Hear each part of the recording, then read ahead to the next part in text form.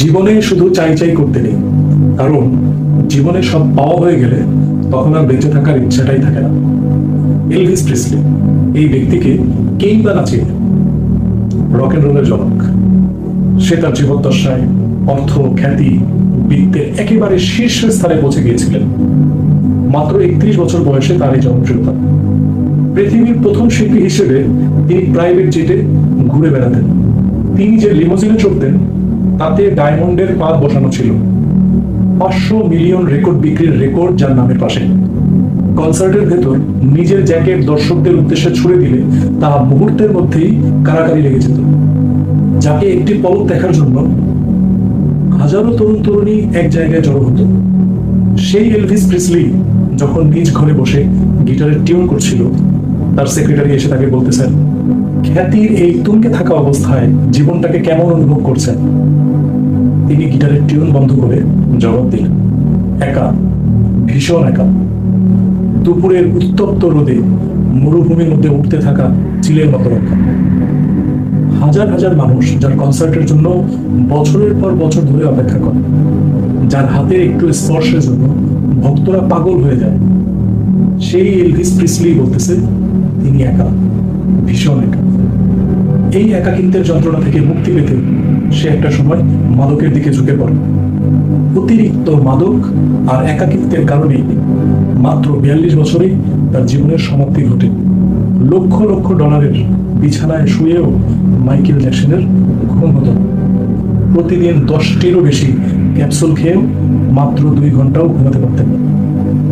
যার একটি অটোগ্রাফের জন্য ভক্তরা হাজার হাজার মাইল দূর থেকে এসে ঘন্টার পর ঘন্টা দাঁড়িয়ে থাকতো তার একটি অটোগ্রাফের জন্য। আজ তিনিও বলছেন তিনি একা। একাডেমিক অ্যাওয়ার্ড পাওয়া রবিন উইলিয়ামসও সেই একই পথের যাত্রী। সারা জীবন অনুপ্রেরণার গল্প শুনিয়েও হেরে গেলেন ডেল কার্নেগি। পৃথিবীতে যে কয়জন মানুষের নামের আগে গ্রেট বসানো হয় তার মধ্যে অন্যতম নেপোলিয়ন বোনাপার্ট। নেপোলিয়ন বোনাপার্ট বলেন যে আমি যদি চাই পুরো পৃথিবীকে পায়ের নিচে রাখতে পারি, কিন্তু ভাগ্যের এই নির্মম পরিহাস যে জীবনে 7টি দিনও এমন অতিবাহিত হয়নি যে শান্তিতে কাটিয়েছে। ক্ষমতা বেড়েছে, খ্যাতি বেড়েছে, কিন্তু শুধু জীবনে শান্তিটুকুই বাড়েনি। এরকম হাজারো উদাহরণ আছে। ভালো টাকা ভালো বিছানা দেয়, ভালো ঘুম তো দেয় না। স্বাস্থ্য বীমা দেয়, কিন্তু সুস্বাস্থ্য তো দেয়। ভালো খাবার দেয়, কিন্তু হজম শক্তি তো দেয়।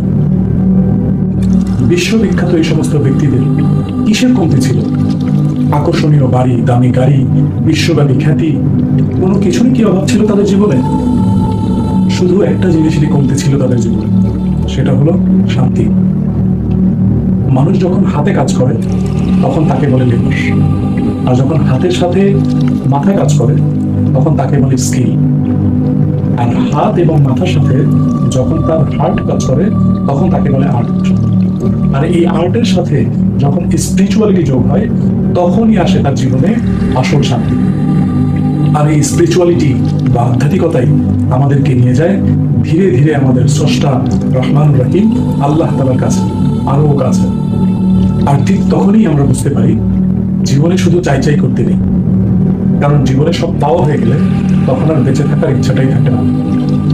এই জন্য একজন রিক্সাওয়ালা দিনে 400 টাকা আয় করেও রাতে শান্তিতে ঘুমায়, অথচ ওইদিকে একজন ধনকুবেরের ব্যাংকে 400 কোটি টাকা জমা করেও চোখের পাতা রাতের বেলায় করতে পারে।